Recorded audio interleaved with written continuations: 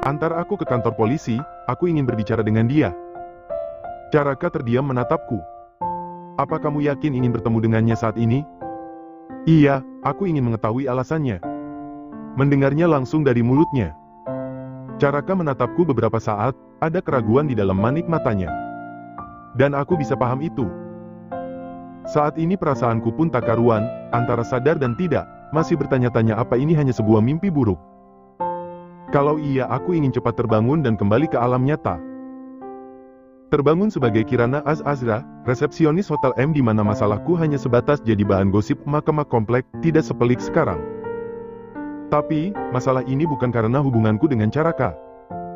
Ini adalah efek dari tindakan yang diambil oleh keluarga ayahku.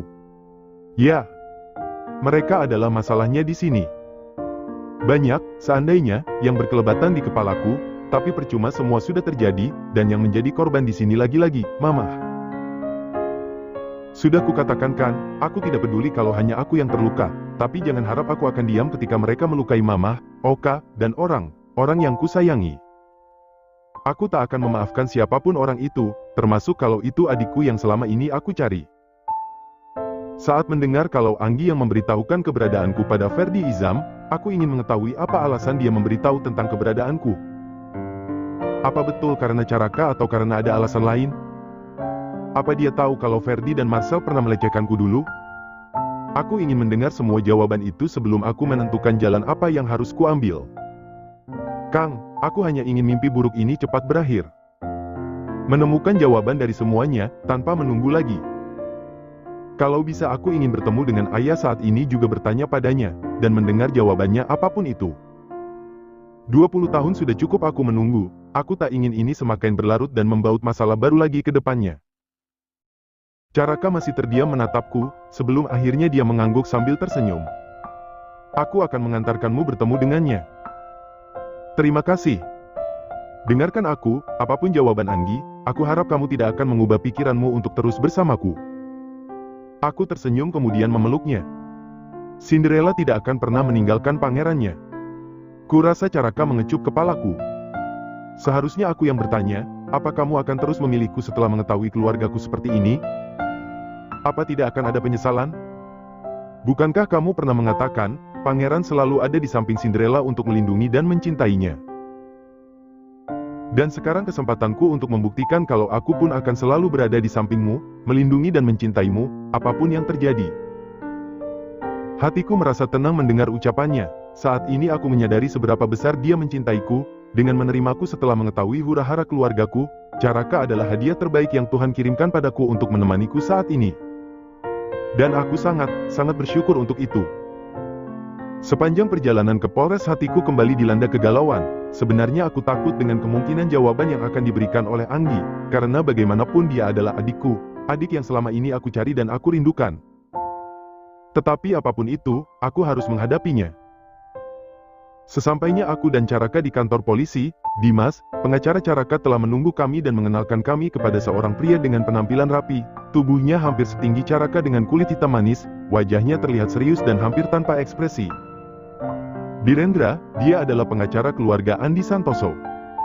Ayahku. Anggi ada di dalam, saya sudah meminta izin kepada petugas agar Anda bisa bicara dengannya. Aku mengangguk. Izinkan saya bicara hanya berdua dengannya. Kulihat Birendra sedikit ragu. Saya tidak akan menyakitinya, saya hanya ingin berbicara dengannya. Kita bisa menunggu di depan sini, kalau ada apa-apa kita bisa langsung masuk.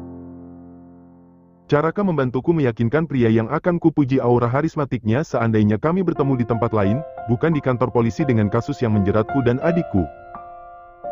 Birendra kini mengangguk kemudian membuka pintu ruangan di mana Anggi berada. Kuhirup udara dalam-dalam, berusaha menenangkan jantungku yang berdebar kencang, serta menyiapkan hatiku dengan jawaban apa yang akan kudengar nanti, dari adik yang akan kutemui setelah 20 tahun kami berpisah. Kulangkahkan kakiku memasuki ruangan 3x3 meter, tidak ada apapun di dalam sana hanya 3 buah kursi yang berhadapan dengan sebuah meja di tengah. Anggi yang duduk di salah satu kursi kini berdiri terkejut menatapku. Untuk sesaat waktu seolah berhenti dengan mata kami saling mengunci. Kulihat matanya kini berkaca-kaca menatapku, mengingatkanku pada bisi pinguin cengeng. Tak ada lagi gambaran Anggi Santoso yang penuh percaya diri dan sombong. Di hadapanku kini hanya ada sosok Sagita Bentari si pinguin cengeng. Bi, adikku. Membuatku ingin berlari untuk memeluknya saat ini juga memberitahunya kalau aku adalah kakaknya, tapi apa dia mengingatku? Dia bahkan tidak mengingat namanya sendiri. Apa kamu baik-baik saja? Suaraku sedikit bergetar berusaha menanyakan kondisinya yang terlihat pucat. Kami kini telah duduk saling berhadapan hanya dipisahkan oleh sebuah meja. Anggi hanya menjawabku dengan anggukan, dengan cepat dia menghapus air matanya. Apa mereka memperlakukanmu dengan buruk? Anggi kini menggeleng dan lagi-lagi air matanya keluar. Jangan menangis, aku tidak akan melukaimu. Anggi kini mentapku dengan matanya yang basah. Dia menggigit bibir dalamnya terlihat menahan tangis membuatku ingin kembali memeluknya dan mengatakan, tidak apa-apa semua akan baik-baik saja.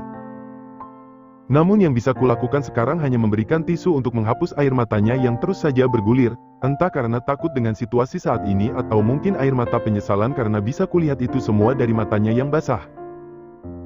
Namun entah penilaianku saja yang salah atau ini nyata karena kulihat juga kerinduan di sana. Apa boleh sekarang aku bertanya? Tanyaku setelah kulihat dia sedikit tenang, yang lagi-lagi dia jawab dengan anggukan. Apa benar kamu yang memberitahu keberadaanku di sini pada Ferdi Izam? Anggi menatapku, matanya kembali menyorotkan penyesalan mendalam membuat hatiku mencelos mengetahui jawabannya bahkan sebelum dia menganggukkan kepala ragu kemudian tertunduk.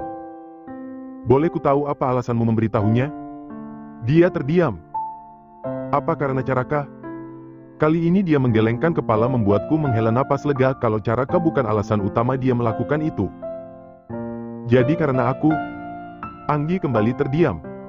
Apa aku melakukan kesalahan padamu? Aku minta maaf kalau aku melakukan kesalahan. Anggi menggelengkan kepalanya kuat-kuat, air mata kembali membasahi pipinya yang dia hapus dengan cepat. Apa kamu tahu kalau Ferdi dan Marcel pernah berusaha melecehkanku beberapa bulan lalu? Matanya membulat terkejut menatapku, membuatku kembali bernapas lega. Dia memang tidak mengetahui apapun soal kejadian beberapa bulan lalu. Melecehkan? Suaranya bergetar. Iya, beberapa bulan lalu Ferdi dan Marcel sempat melecehkanku ketika aku masih bekerja di Hotel M. Saat itu karena hukum tak bisa menjeratnya, akhirnya Caraka dan Papa memberi mereka sedikit pelajaran secara pribadi. Dan karena alasan itulah mereka berusaha menghancurkanku untuk membalas Caraka. Aku benar-benar tidak tahu, ucapnya dengan mata membulat terkejut. Ku mengangguk mengerti sambil sedikit tersenyum. Syukurlah kamu tidak mengetahuinya. Sekarang bisa ku tahu alasan kenapa kamu memberitahu keberadaanku di sini. Anggi terdiam sebelum akhirnya dia menjawab. Karena aku iri, jawab Anggi membuatku mengangkat alis tak mengerti dengan jawabannya. Iri? Kamu iri padaku? Anggi menundukkan kepalanya. Ketika pulang dari acara Haryanto, Marcel melihatmu di sana, dia mengatakan kalau dia dan Ferdi memiliki dendam terhadapmu dan Caraka. Marcel mengajakku bekerja sama untuk membalas dendam yang saat itu hanya ku dengar sambil lalu. Anggi menundukkan kepala dan mulai bercerita. Hari itu aku ke Ewald, sebenarnya aku sudah menyerah untuk mendapatkan Caraka, karena ku tahu perasaan tidak dapat dipaksakan hanya saja melihatmu memamerkan cincin dengan sombongnya seolah menertawakan kegagalan perjodohanku dengan Caraka membuatku lupa diri. Aku kembali teringat ucapan Marcel tentang Ferdi membuatku tanpa berpikir panjang menghubungi Ferdi dan menceritakan tentang keberadaanmu di sini. Aku ingat hari itu, hari di mana aku memastikan kalau Anggi bukanlah Bi. Aku ingat saat aku dengan sombongnya memamerkan cincin pemberian Caraka padanya. Seharusnya aku tidak melakukan itu. Bagaimanapun Anggi adalah orang yang pernah akan memiliki gelar calon menantu Mahesa sebelumnya, dan aku juga tahu dengan pasti tentang perasaannya pada Caraka. Tapi aku dengan sombongnya memamerkan cincin tanpa memikirkan perasaannya. Apa ini balasan atas kesombonganku? Astagfirullahaladzim, ini memang salahku atas kesombonganku sendiri. Maaf, ini semua karena kesalahanku. Karena kesombonganku. Tidak, kakak, tidak salah. Pekiknya dengan mata membulat menatapku yang tak kalah terkejut dengan ucapnya. Kakak. Dia memanggilku kakak. Kakak, tidak salah. Ini salahku, seharusnya aku menyerah dari awal terhadap Caraka, seharusnya aku tidak iri pada kakak, seharusnya aku tidak menghubungi Ferdi. Anggi berkata di antara tangisnya. Jangan nangis, dasar cengeng. Ucapku sambil menghapus air matanya. Kulihat dia kembali menggigit bibir bawahnya, Matanya yang basah oleh air mata kini mentapku dengan suara bergetar dia berkata, Bi, hebat. Bi tidak cengeng. Bi bukan pinguin cengeng. Jantungku berhenti dendetak, lidahku keluh untuk saat, pandanganku mulai buram oleh air mata. Maafin Bi, Kak, maafin, Bi. Bi, salah. Bi, sudah bikin kakak terluka, ini salah Bi. Sambil menangis aku langsung berdiri lalu memeluknya erat. Alhamdulillah ya Allah, Alhamdulillah. Kak Nana, kakak. Tak kuasa lagi kami menahan tangis mengeluarkan semua kerinduan yang selama ini tertahan. Kami saling berpelukan erat. Di antara tangis, kami saling memanggil satu sama lain berharap kalau ini bukan mimpi seperti 20 tahun ini kami rasakan. Entah berapa lama Kirana dan Anggi berpelukan sambil menangis. Ingin mereka saling bercerita menggantikan masa yang hilang, tapi saat ini bukan waktu dan tempat yang tepat. Bukan di kantor polisi di mana mereka terlihat dalam sebuah kasus. Aku benar-benar tak ikut rencana mereka. Anggi mulai menceritakan kronologisnya. Setelah aku bermimpi tentang Kak Nana, aku mengatakan kalau aku keluar dari rencana mereka jadi aku tak lagi bertemu dengan mereka. Dan kemarin Ferdi mengirimiku pesan kalau itu adalah harinya, tapi aku terlambat menyadari tentang kakak, maafkan aku. Kirana menggenggam tangannya yang terasa dingin. Tidak apa-apa, kakak baik-baik saja. Ada Oka dan Caraka yang menolong kakak. Kirana belum menceritakan tentang keadaan Bu Mega, karena dia tahu Anggi pasti akan merasa sangat bersalah mengetahui ibu mereka terluka. Saat ini syok yang diterima Anggi dirasa cukup, Kirana tak tahu apa yang akan terjadi pada Anggi seandainya dia tahu ibu mereka terluka karena ulah Ferdi dan kawan-kawan. Bi, kamu ceritakan semua yang kamu ketahui kepada petugas polisi, tanpa terkecuali, kita serahkan semuanya kepada mereka dan juga pengacaramu, paham? Anggi mengangguk mengerti bersamaan dengan pintu yang diketuk dan memperlihatkan seorang polisi masuk dengan membawa laptop, di belakangnya mengekor Birendra dengan wajah seriusnya. Kirana tahu kalau ini saatnya dia keluar, sebelum keluar dia kembali memeluk Anggi memberi dukungan. Di luar Caraka telah menunggunya dengan wajah cemas dan sebuah informasi yang membuatnya kembali harus menyiapkan hati menghadapi masalah sesungguhnya, Randi Prasetyo atau Andi Santoso. Ayah Kirana telah membuat janji untuk bertemu dengan mereka. Andi Santoso keluar dari mobilnya memasuki sebuah rumah tempo dulu yang diubah menjadi restoran yang sangat nyaman. Taman yang asri dan indah, hiasan dan interior bergaya vintage yang terasa homey. Beberapa orang terlihat menikmati teh dalam poci tanah liat dengan gula batu yang menambah cita rasa. Seorang pelayan dengan kebaya merah muda menyambut kedatangannya, dia mengantarkan Andi Santoso terus ke belakang hingga keluar dari ruang depan dan kini berjalan di selasar dengan taman bernuansa desa yang terasa kental. Sawah yang sengaja dibuat dengan sungai kecil yang mengalir dan bermuara di sebuah kolam dengan batu-batu alam, pancuran bambu yang airnya jatuh menimpa kincir bambu hingga terdengar gemericik air yang menenangkan. Di pinggir sawah terdapat beberapa gazebo terbuat dari bambu beratap jerami, di dalamnya terlihat nyaman dengan bantal warna-warni sebagai alas duduk lesehan. Mereka terus berjalan sampai akhirnya pelayan berhenti di depan gazebo di mana telah duduk dua orang yang sedang tertawa berbincang sebelum akhirnya terdiam dan berdiri menyambutnya. Maaf, saya datang terlambat. Tidak apa-apa, kami juga baru saja sampai. Caraka berkata sambil menyalami Andi Santoso yang baru masuk bergabung bersama dengannya juga Kirana yang hanya terdiam dengan jantung berdetak kencang menerima uluran tangan pria yang terlihat memerhatikannya yang tak lain dan tak bukan adalah ayahnya. Awalnya mereka akan bertemu di kantor polisi, tapi Kirana menolak karena bagaimanapun kantor polisi bukan tempat yang tepat untuk bertemu dan berbicara dengan seseorang yang sudah sangat lama dia nantikan. Walaupun ini bukan seperti reuni keluarga yang selama ini dia bayangkan, tapi setidaknya mereka memerlukan tempat yang nyaman untuk bicara. Memahami hal itu akhirnya Caraka membuat janji di salah satu restoran yang dirasa nyaman untuk berbicara secara pribadi. Selama ini Kirana selalu membayangkan berbagai skenario ketika bertemu dengan ayahnya, dari mulai pertemuan yang mengharu biru karena sudah lama tak bertemu, sampai dengan penolakan terang-terangan. Namun tak pernah terbayangkan sekalipun dalam pikiran terliarnya ayahnya akan meminta maaf padanya bukan karena meninggalkannya selama 20 tahun ini, tapi karena sebuah kasus yang melibatkan Kirana dan adiknya. Atas nama Anggi juga sebagai orang tuanya, saya minta maaf. Andi memulai percakapan. Ini semua karena kesalahan dan ketidakmampuan saya dalam mendidik putri saya. Kirana hanya bisa terdiam mendengar ucapan Andi Santoso, Tak pernah terbayangkan dalam hidupnya seorang ayah akan melakukan apapun untuk anaknya termasuk menundukkan kepala meminta maaf seperti yang saat ini dilakukan ayahnya. Saya akan bertanggung jawab untuk semua biaya pengobatan, juga mengganti semua kerusakan. Tidak perlu, ucap Kirana sambil mengaduk tehnya setelah menambahkan gula batu, matanya kini menatap Andi Santoso tajam. Anggi tidak bersalah. Dia hanya dimintai keterangan sebagai saksi. Jadi, Anda tidak perlu bertanggung jawab dengan membayar biaya pengobatan kami. Andi Santoso terdiam, matanya menatap manik mata Kirana yang tajam menatapnya.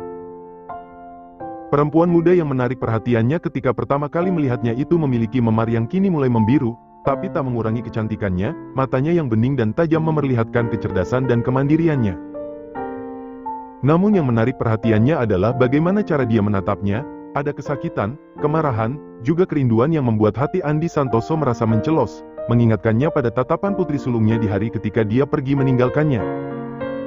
Bagaimanapun saya harus bertanggung jawab, walaupun putri saya tidak terlibat secara langsung dalam kejadian itu, tapi tetap saja putri saya secara tidak langsung ikut andil.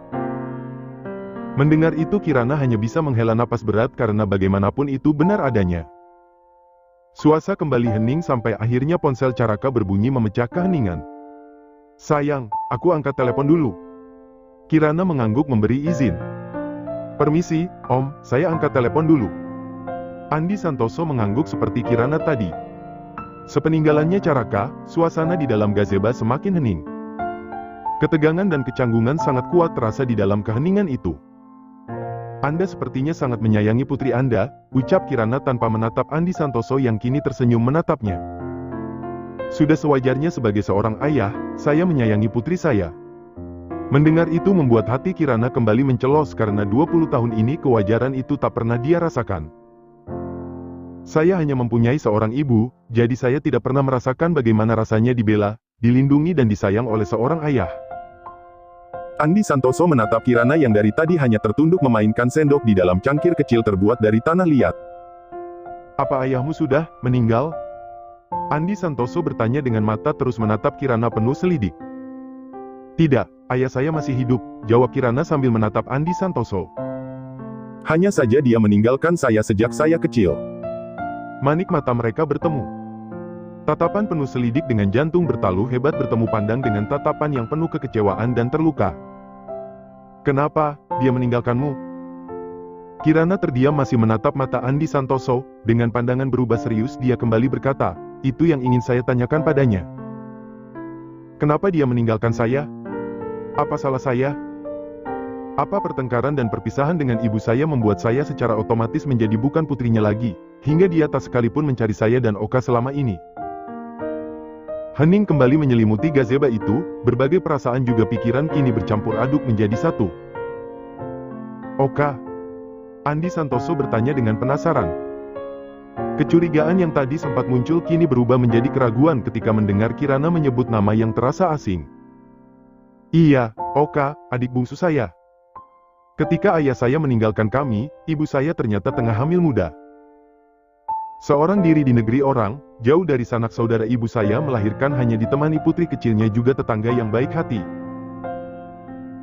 Dan lebih mirisnya lagi ketika asa tumbuh dalam diri ibu saya karena akhirnya memiliki seorang putra yang bisa mengembalikan kondisi keluarga kami menjadi lebih baik. Ayah saya malah mengiriminya surat cerai, dan tepat ketika adik saya berusia 1 tahun yang menjadi kado ulang tahun pertamanya adalah surat putusan cerai kedua orang tuanya. Keraguan yang tadi sempat hadir kini kembali menyeruak, wajah Andi Santoso terlihat pucat pasi, jantungnya semakin berdetak menggila, matanya menatap Kirana tanpa berkedip. Saat pertama kali bertemu dengan tunangan Caraka ini, ada perasaan lain yang membuat hatinya bergetar, ada sedikit kecurigaan terbesit di kepalanya tentang siapa sebenarnya perempuan di hadapannya. Namun akal sehatnya menolak membenarkan kecurigaannya, atau lebih tepatnya dia tak sanggup menerima kenyataan kalau kecurigaannya itu menjadi nyata. Akan tetapi kecurigaan semakin menjadi ketika melihat bagaimana perempuan muda di hadapannya itu menatapnya. Mata itu, persis seperti mata putri yang telah dia tinggalkan selama ini. Ibu saya adalah orang hebat, seorang diri dia membesarkan kami berdua, membanting tulang tanpa kenal lelah untuk memenuhi kebutuhan putra-putrinya yang seharusnya menjadi tanggung jawab ayah kami yang sayangnya sepertinya lupa kalau dia memiliki anak yang telah dia tinggalkan. Kirana menatap tehnya yang sudah dingin sebelum dia kembali menatap Andi Santoso yang masih terdiam. Saya bisa maklum kalau ayah saya tidak mencari adik saya karena dia memang tidak mengetahui tentangnya, tapi, apa dia juga lupa dengan putrinya? Apa tak ada keinginan untuk mencari putrinya? Apa tak pernah terbesit sedikit pun dalam pikirannya bagaimana keadaan dia saat ini? Ketika ayah saya makan enak, apa tak ada dalam pikirannya apa putrinya bisa makan enak? Ketika dia tidur dengan nyaman, apa dia tak berpikir di mana putrinya saat ini tidur? Ketika dia hidup mewah dengan keluarga barunya, apa tak pernah terpikir bagaimana kehidupan putrinya saat ini? Hening tak ada jawaban dari Andi Santoso, walau dia tahu pertanyaan-pertanyaan itu ditujukan padanya terlihat dari tatapan perempuan di hadapannya yang seolah menuntut semua jawaban darinya. Namun keterkejutannya membuat lidahnya mendadak keluh hingga tak mampu untuk menjawab satupun pertanyaan itu.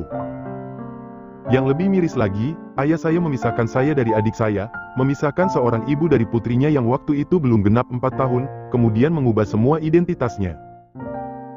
Nama, tanggal lahir, bahkan, mata Kirana dipenuhi amarah, terlihat dari rahangnya yang mengeras. Nama ibu kandungnya. Wajah Andi Santoso semakin memucat, matanya terbelalak, untuk sesaat jantungnya seolah berhenti berdetak sebelum akhirnya berdetak menggila. Kecurigaannya kini terbukti seutuhnya.